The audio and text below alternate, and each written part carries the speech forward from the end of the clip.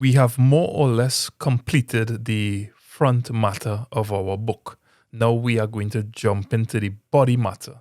We are going to be talking about formatting the headings for the different chapters. So let's open Docs. Inside of our Docs folder, we are going to open our manuscript. And scrolling through the document, I want to quickly get to that first chapter.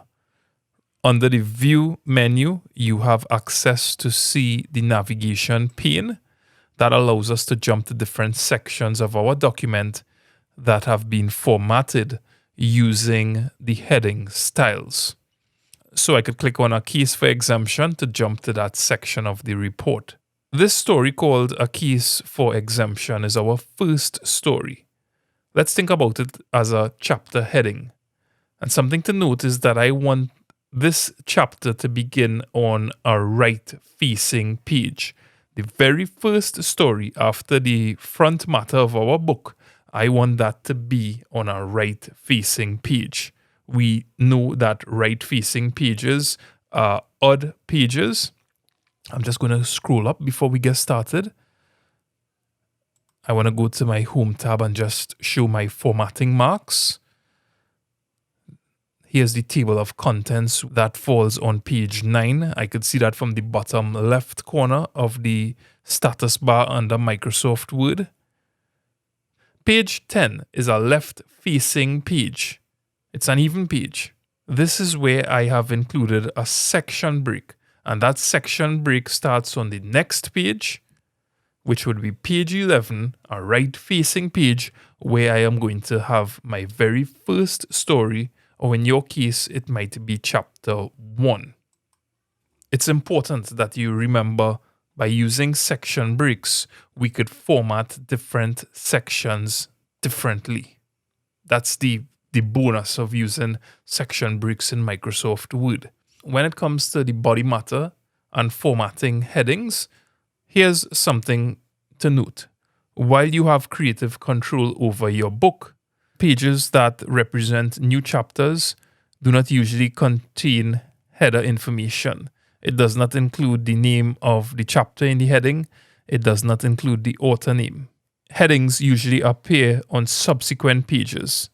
Left page headers or even pages usually show the author's name, and right page headers usually includes the book's name or the chapter's title. That's entirely up to you. By using section breaks, we have the ability to format sections differently. So if I jump over to the Insert tab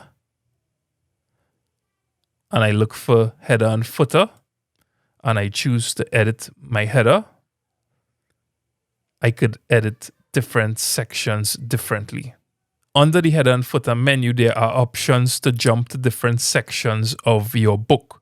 And there's functionality that allows you to link to previous sections if you want the content to remain the same, or unlink it so that you could change. Let's just type some information in and see what happens. We know that we don't want any header information on the very first page of this section, which is our chapter heading. So I'm just going to leave that blank for now and jump to the next section. Here it says even page header. We know that on our even pages or our left-facing pages, we are going to include the author's name. So I am going to type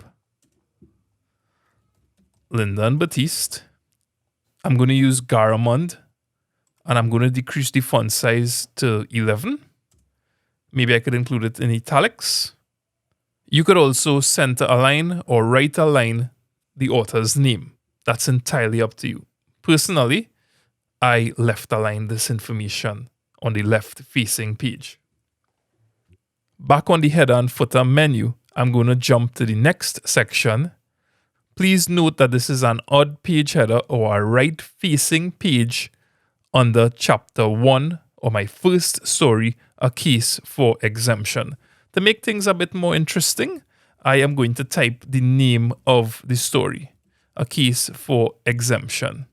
This could have easily been the title of the book, Men and Misfits.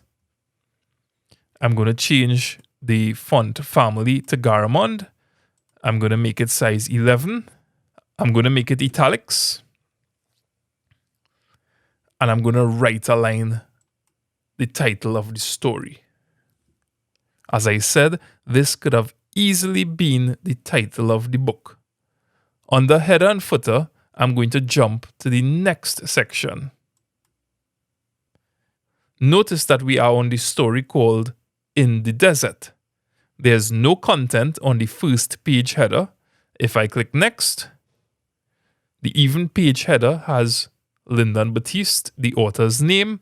If I jump to the next section, notice that it says a case for exemption.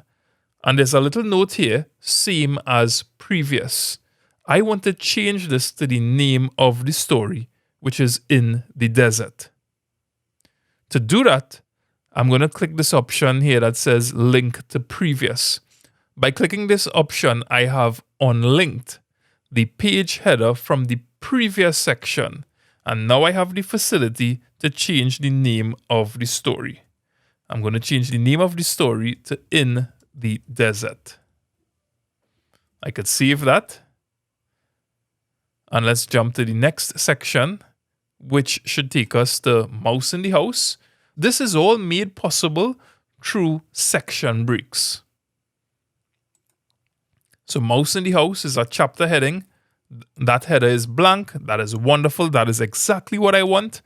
I'm going to go to the next section, which is an odd page header in this instance. I don't want it to say In the Desert. I want it to say Mouse in the House. So I'm going to click on Link to Previous to remove the link between these two sections. And I'm going to change the name of the story to Mouse in the House. If I click on Next, it takes me to the even page header. In this instance, the even page is a left-facing page with the author's name. That looks fine. That is exactly what I want. One of the things I'm going to do is I'm going to jump to the first section of my book, which is the front matter. So this is page 1, the title page. If I just jump over to next, notice it has the author's name here. I don't want the author's name in the front matter of the book. Please note that if I delete the author's name here, I am going to lose it from chapter 1, A Case for Exemption. So it's very important that I first return to chapter 1 and unlink the two sections. So I need to unlink the even page from chapter 1, or my first story. And I need to unlink the odd page header for the first chapter. Now it's safe for me to go back to the beginning of the book where there is the body matter and delete the contents of the header from here. This is the odd page header, and by deleting that content, let's go back to chapter 1 or the very first story and verify that we have the author's name on an even page. Yes, that's fine. And the odd page, it has a case for exemption. So we've introduced the concept of headers, seeing how we could modify different sections. Towards the very end, when we've done all of our formatting, we are going to scroll through our document, ensuring that our page size is consistently set up, along with our indentation, margins, and our headers. In the next lesson, we'll talk about the footer, where we include the page numbers.